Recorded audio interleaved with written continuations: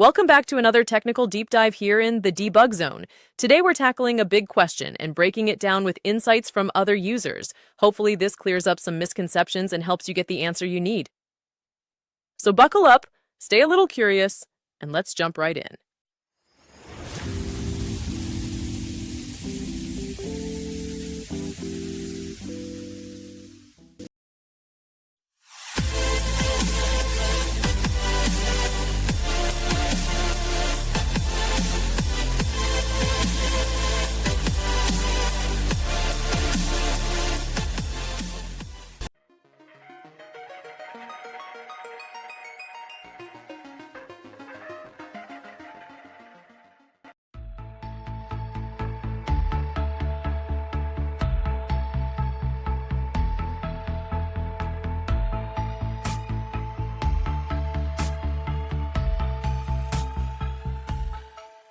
And that's a wrap.